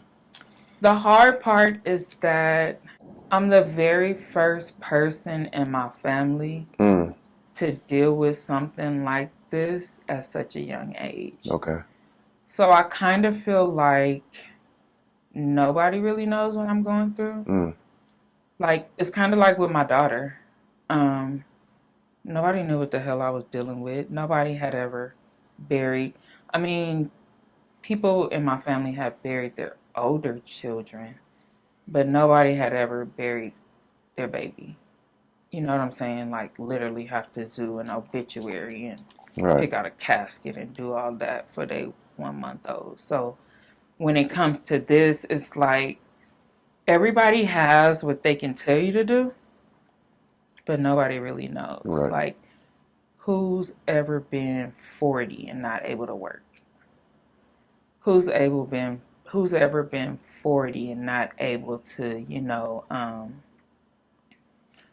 some days when you want to like be there for your kids, but you're just too damn tired. How's this journey affected your kids? Like, do they ever do you ever have those conversations with them? And like, how do you guys feel? How I got lucky. I got two really good low maintenance kids. Smart. Very smart. Right. Very, very smart. And very understanding. Okay. I'm an open book with them on purpose. I've been open when it comes to death because, sometimes You got to be. with people, Sure. we're not ready for death. You know what I'm saying? So even though when my mom passed, my baby was really young. Mm-hmm. He was 2, turning 3, which means that his brother was about 5. So they understood, but they didn't. But I've talked to them about, my mom. I showed them videos and stuff. Right. I talked to them about their sister passing. So they know that story. I even went so far as to when Nipsey passed, I took them over there. And we went through all that because I don't want death to be something for them that, death would take a person out and they won't recover from it ever, or they'll act like it didn't happen. And so even though I knew I wasn't dying, I wanted them to know that what I was dealing with was serious. For sure. So we're very open about it. They're very understanding. I like I said, I tried to keep their schedules as normal as possible. So once I was able to drive again, I jumped back on it. I'm picking them up from school. I'm going to everything. Even today, and I went to the program and I talked to the principal. Like, could you please make sure, because both of them graduate this year. I'm like, could you please make sure that the graduation is on a Tuesday or Thursday so that I can make it, you know, because it's just me. We only got each other. You know what I'm saying? It's they're I won't even get into that. Right. What legacy you want to leave him? So they do know that mom is a hard worker. They do know that mom started her own business. So I do have a business. Talk about that. I'm an event planner. Okay. And that is what I love to do. So what led me to that? When my oldest son turned 2. Okay. I wanted to do a minion party. Nobody could bring my vision to life. And so because with the costumes or just the whole theme? The decorations, what I wanted, I couldn't hire anybody to do what I had in my mind. And so I did it myself. I went to Universal Studios and I picked up the Minion dolls and I had this vision and I connected with a cake decorator that could do what I wanted her to do, and I connected with a balloon artist that was able to do what I wanted them to do. And I was working with a teacher at Crenshaw at the time because I was one of the schools I worked at. And he drew out my posters. He drew out all the stuff I wanted. And that was my first event for my son. And I was like, I think I like this. So, put me in a different zone. So while I was still working, I was still, kind of doing it, still dabbling in it. And then, when did I quit my job? I quit my job with my first eye surgery, my second job that I had. I quit that job because they didn't understand my health issues. She would say stuff like, slick shit. Oh, super slick. And I was working for an African American. And she would say stuff like, I know you got health issues, but you can't keep. If you got the but-us, then you're not understanding. Why you even start with, I know you got health issues? I understand your health issues, but you've been taking too many days off work. Right. I'm like, but I'm taking these days off work because... My health issues. My health, yes. I'm trying to get on top of what I got going on. The fuck? So at that time, I knew it wasn't for me. Right. So at that time, I took a leave of absence. I went on disability, and I kind of dug into my business. So within my business, like I said, I do birthday parties, baby showers, prom parties. I taught myself how to make the money lays, the graduation money lays. I make those. I started bedazzling shoes. I started making custom backdrops, custom invitations, all that kind of stuff. Okay. So I still am able to do that stuff now. Real quick, tell the people where they can reach you. Just real quick plug. So my Instagram is touch to the T, TOUCHED, 2, _T on Instagram. You can see my work on there. And you could tap in the A-line. She always supporting, so, you feel me? That will be me. Yeah. And so I still do that, and I'm also beginning to learn the tax game. So that's my newest thing to keep a little money in my pocket. So they do know My baby, he's the helper when I do events. Okay. He'll come, he'll help me set up, he'll Little carry all my assistant. stuff. He is my super little assistant, That's and I what's can up. tell by the way he talks that he's gonna have a little entrepreneur in him. Nice. My Nice. oldest is my smart techie kid, Okay. so he loves robotics. We might need to hire him. Huh? We may need to hire him. Maybe so. I'm telling you, he be We knowing need how a to tech do guy some on the stuff. squad. He be knowing how to do some stuff that Right. other people just can't figure out. Let me not leave out that my baby is the little football star. For sure. So I might not have to leave them a legacy because they may, Let's get tap it. into their own stuff. Let's get AI it. and stuff is taking over. So I'm letting them venture out and do them. But That's they what's will up. definitely know that I worked hard for them. And so I'm so proud of them. Respect, respect. In what ways do you feel the healthcare system could better support not only black women, but women in general undergoing dialysis and kidneys issues? I think the healthcare system, period, needs to be more, they need to have more like bedside manner, Compassion? be more compassionate, definitely. My last hospital stay really taught me that. You got so many floaters. I know with my sister working through the pandemic that the healthcare system is swamped. I do get that. But when you stay in the hospital, and even though like Kaiser Downey has this beautiful new wing that luckily I got to stay in with the 50-inch TV and all that, Nice. but the workers that come in are trash. Right. So the experience is still right. The experience was 3 days with no shower. Really? Really? Like you can't wait, hold up. Because You can request it though, right? well, everything has to be a written order. So with It has to be approved and all that shit the too. doctor has to write you Oh my an order gosh. for a shower. So you can't just say, I've been here 3 days and I ain't took no shower and y'all not letting me go home. Can I take a shower? Oh, well, the doctor hasn't written an order for it yet. Well, shit. That's Can you crazy. get them to come write the order? You know what I'm saying? Right. Like, but then you also find that the nurses don't really want to help you take a shower. You know what I'm saying? So many floaters, so many travelers, so many people where I'm only here for a few days. So many foreigners that barely speak English. It's definitely a experience that they need to. The compassion is definitely not there, and that wasn't my first time. That was just like, okay, I'm older and I'm really paying attention. You know what I'm saying? Everything is not a rush. Everything is not a, as far as the dialysis centers, they're boring. I walk in there, I'm like, where the fuck is all the young people?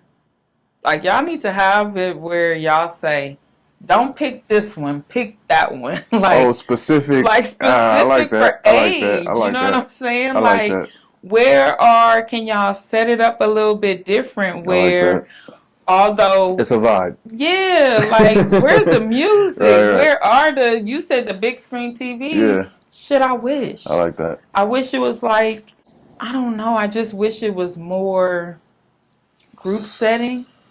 I wish it was more sociable.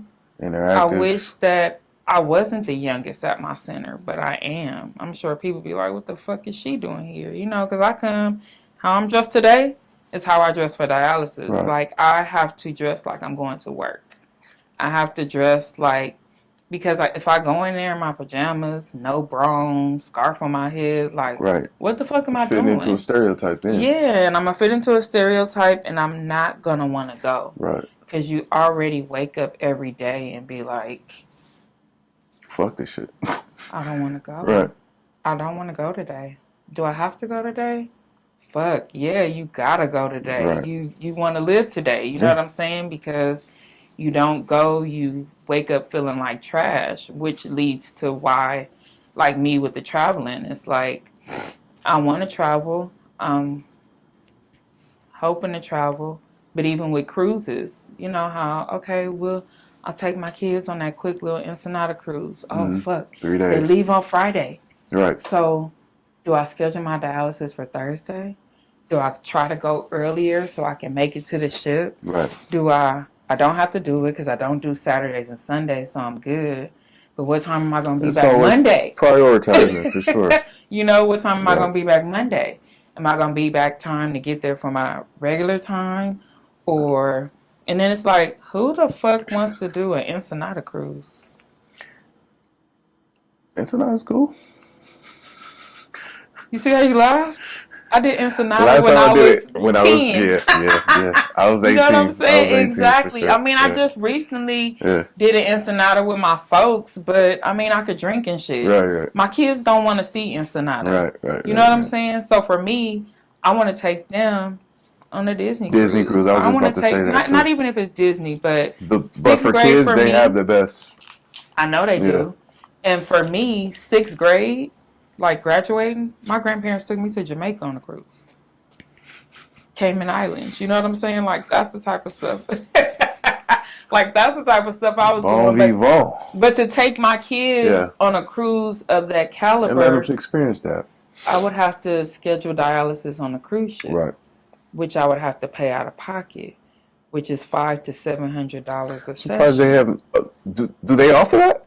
They do. I was about to say, I'm surprised they're not capitalizing on that. No, they're capitalizing off of it for sure. So they have a list of certain. It's called Dialysis at Sea. Wow. And so they think of everything. Certain cruise ships have actually set up where you can schedule dialysis. That is dope, though. But you got to pay out of pocket. But it's dope if you just got it like that and you do want to take the trip. Hey, it's a convenience we got you here for. It is. So they do have that. But like I said, most of the anxiety comes from having to deal with different dialysis techs that I don't know. Right. Because you do create friends, and you do have where, like, most of my techs are like Filipino, and so what shoes you got on today, Tiff? Oh, you was on sneakers today? Oh, did you win? Did you? So, you know, having that relationship, that relationship and stuff like that. So it takes a toll. It hasn't really taken a toll on my kids because I've been able to still do football. I've been able to still pick up. I've been able to still make it to everything and make sure I make it to everything. Be a mom. I'm a mom. Yeah. Where do you see yourself in 5 to 10 years, God willing? With a goddamn kidney. That's what I tell people. God willing. Either for 45 or 50, that's what I'll be celebrating. So I won't have no parties, even though I'm not the party type of girl. I won't have no parties until then because we're definitely going to celebrate that for sure. What do you want to say to the people? Thanks for listening, first of all. Take care of yourself. That was one of my main reasons for doing this, because we as African Americans, I know that it's this like cliche that it's not really cliche, it's probably very true, that the doctors don't look out for us, but we also don't look out for ourselves. So we are the culture that will have a fever and put onions in our baby socks to drain the fever.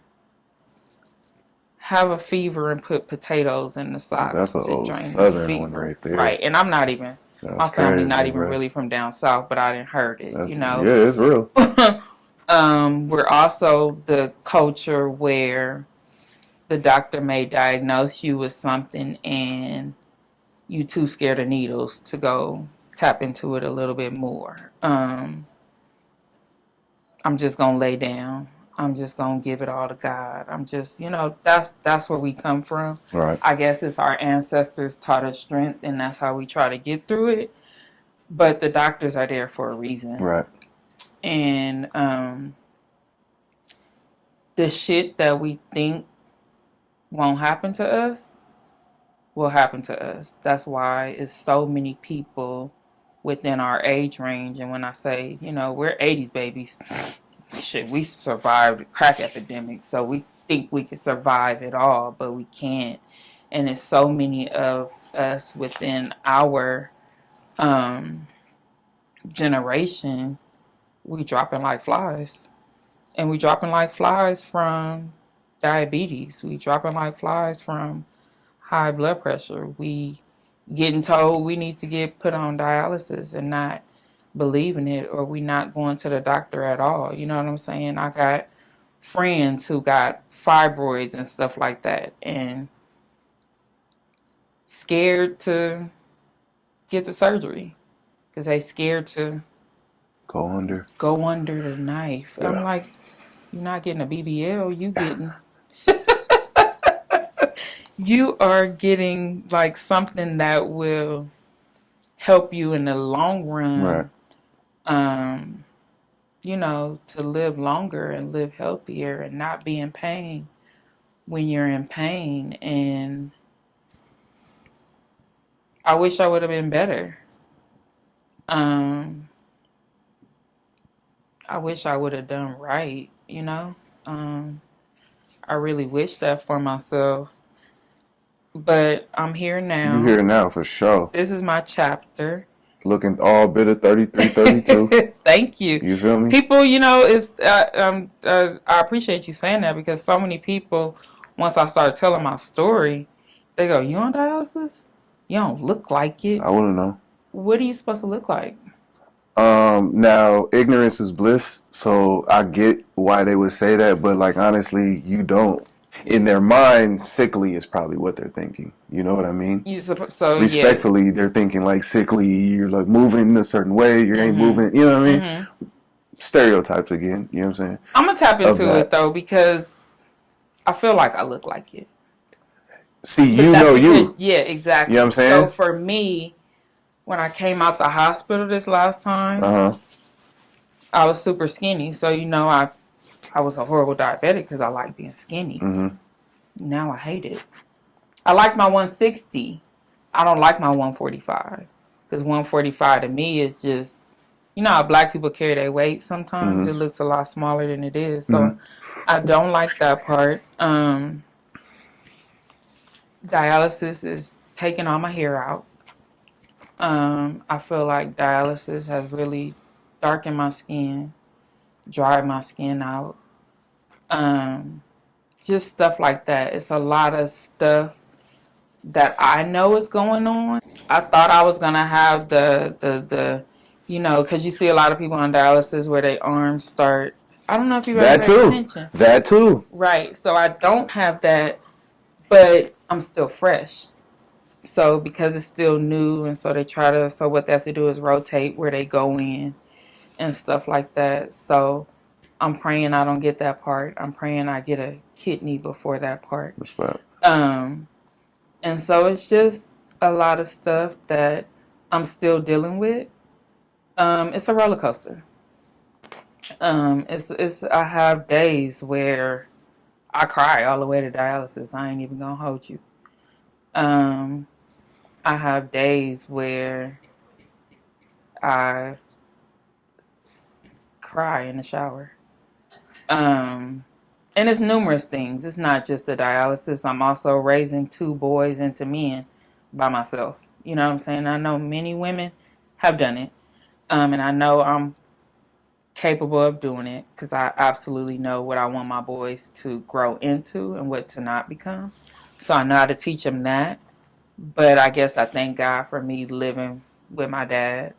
I guess I thank God for the football coaches and the stuff like that, my football world, to look out for both of them. Because most of them, funny thing is, one of my baby's coaches actually coached my oldest. And so he knew my youngest when he was in diapers. And now to see him now. So I definitely let the football world tap into my boys, because the village. Yeah, definitely, for sure. Definitely. So I just my mom was strong though. My mom, she drove herself to chemo. She actually drove herself to chemo and then drove her sister to chemo. And and dared us to talk about cancer or chemo when we came over to the house. Right. As I'm living with it. Like, I don't want to talk about it all day. So that's kind of how I am too. Don't baby me. I'm fine. You know what I'm saying? Like, I'm okay. If I'm not feeling good, I'll let I'll you let you know. know. Right. I learned to listen to my body for sure. When I'm tired, I rest. I may feel like I'm missing something, but I'm probably not. Um, that's my day to day, pretty much. That's Like, what's up. yeah. Well, again, I appreciate you taking the time out to sit down, tell us a little bit about your story, giving me the opportunity to learn, you know what I Thank mean, at the same you. time. And real quick, tell them about your GoFundMe. So I did set up a GoFundMe, not really to collect money, more so that people could get my link if you wanted to be tested to be a living donor. Dope. So I mean, but if you want to donate, I appreciate that too, because I do need that 3 months of savings when the time comes. And again, where can they reach you for your business purposes and all the other endeavors you are embarking on? So my business page is Touch to the T, TOUCHED, the number 2, THE_T. And then I also am sharing a lot of my kidney journey on my personal page, which is TIFF, TIFF_N_I_is_unbothered. A lot of underscores. A lot of underscores. So my kidney journey is on there as well.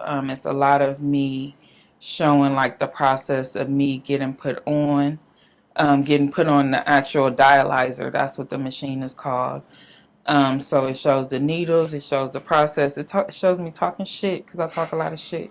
Talking shit to my techs. Just, playing around while I'm trying to make the best of this chapter of my Right. life. For I've had a sure. lot of chapters, so this is my newest one, and I'm doing it to the best of my ability. Well, Could be worse. respect. God bless. And again, thank you. Thank you. Thank you. Thank you. Yeah, this has been another one.